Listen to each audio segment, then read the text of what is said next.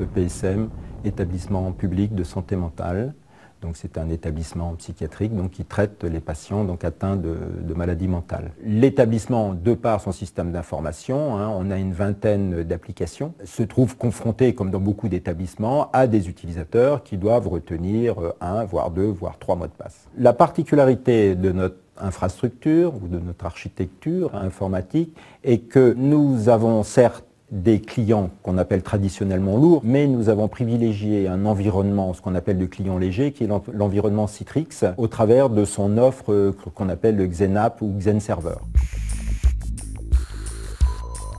On a eu en 2008 l'opportunité de rejoindre un groupe qui avait comme mission de réfléchir à la mise en œuvre d'une solution organisationnelle et technique autour de cette préoccupation, donc gestion des identités, gestion des habilitations, gestion des droits d'accès. C'était le groupe qui s'est constitué après la parution du fameux décret dit de confidentialité. L'objectif, c'est qu'on implémente cette solution sans pour autant entraver je dirais, la prise en charge du patient. L'objectif, certes, c'est un côté protecteur, un côté confidentialité, mais également, il ne faut pas pour autant contraindre le processus de soins.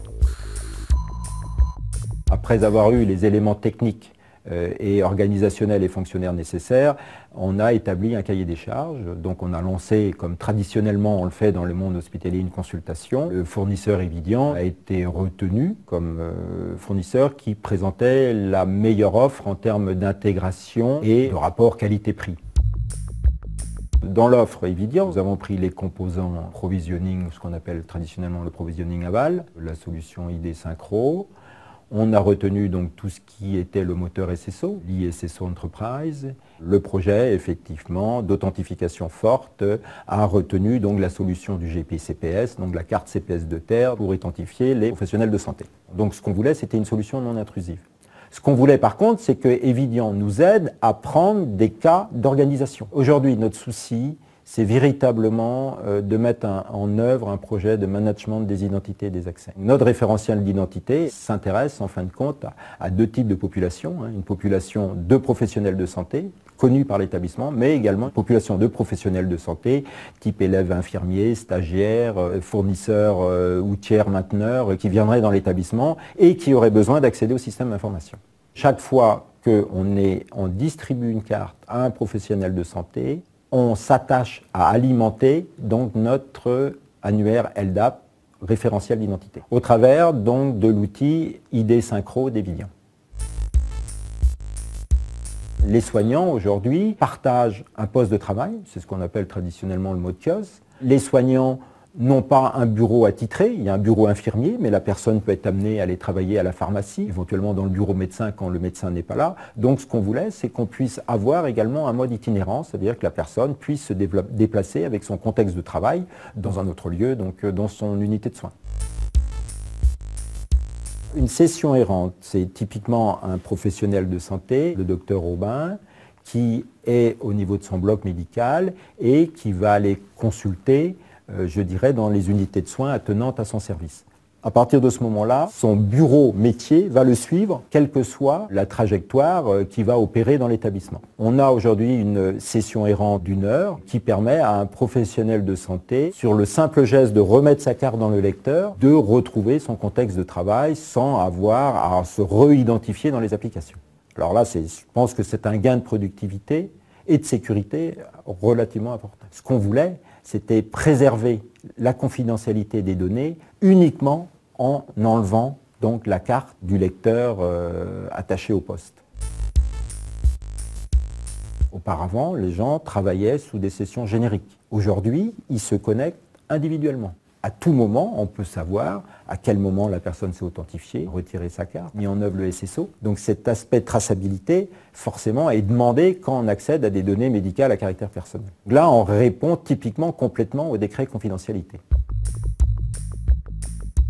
Rapidement, on s'est aperçu que ce n'était pas simplement un projet dit d'authentification forte, mais que si on voulait vendre ce projet-là en interne, il fallait l'entourer d'une solution un petit peu facilitatrice pour les soignants, et cette solution, on l'a trouvée donc au travers du SSO d'Evidian. Je pense qu'il y a une appropriation très très rapide avec une satisfaction dans la mesure où, d'une part, on intégrait une problématique de sécurité qui était réglée, dans la mesure où les gens n'ont plus à se souvenir du mot de passe, et d'autre part, avec le mode SSO, on facilite la prise en charge du patient, parce que la personne n'a pu, à chaque fois qu'elle devait intervenir auprès d'un patient, se déconnecter du système, faire ses soins, revenir sur le poste de travail, se reconnecter. Dans le déroulement du processus de soins, ça apporte une fluidité et une facilité qui n'existaient pas auparavant. Ça limitait aussi le nombre d'appels au département d'information médicale qui a en charge justement toute la gestion des identités des professionnels de santé. Donc ces gens-là vont se trouver de ce fait soulagés dans la mesure où les appels vont forcément diminuer du fait de l'utilisation de cette solution. On a eu aux différents stades du projet des interlocuteurs adaptés à notre problématique. Effectivement, donc nous accompagnait l'équipe technique et méthodologique d'Evidian et actuellement on travaille principalement avec une voire deux personnes qui ont l'avantage de bien connaître maintenant l'établissement, nos préoccupations et qui font le lien avec le service recherche et développement d'Evidian pour justement améliorer encore la solution.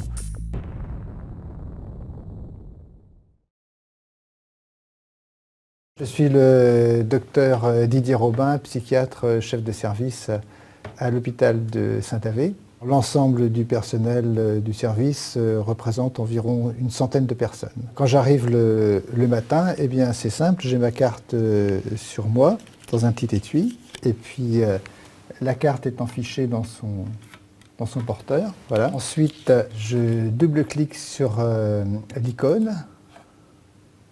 Et puis, je vais avoir à saisir un code confidentiel. Et l'ordinateur travaille jusqu'à l'ouverture de ma session. Alors voilà, par exemple, Convergence, c'est automatique. Et puis, j'arrive sur mon logiciel de dossier patient. En pratique courante, j'utilise en fait deux applications essentiellement, qui sont le logiciel dossier patient et puis le logiciel de prescription informatisée. Je peux l'utiliser à partir de tous les postes du service, ce qui permet d'avoir un dossier unique, informatisé, de quelques lieux du dispositif qu'on se trouve. Alors c'est simple, j'utilise la carte et puis à chaque poste est équipé d'un lecteur. Et puis chaque enfichage de la carte permet de retrouver ma session là où je l'avais laissée. En termes d'ergonomie, pour moi, c'est beaucoup plus facile parce que je n'ai que la carte à enficher avec un seul numéro de code. Et puis c'est l'ensemble de la session de travail qui se remet en place alors qu'antérieurement, il y avait une nécessité de se connecter à un premier niveau d'accueil informatique pour accéder ensuite au logiciel métier. C'est bien plus rapide et puis je retrouve ma session dans l'état où je l'avais laissée, quel que soit le lieu à partir duquel j'accède. Ah, mais les équipes travaillent de la même façon. Chaque personnel a sa carte et puis se connecte de la même manière.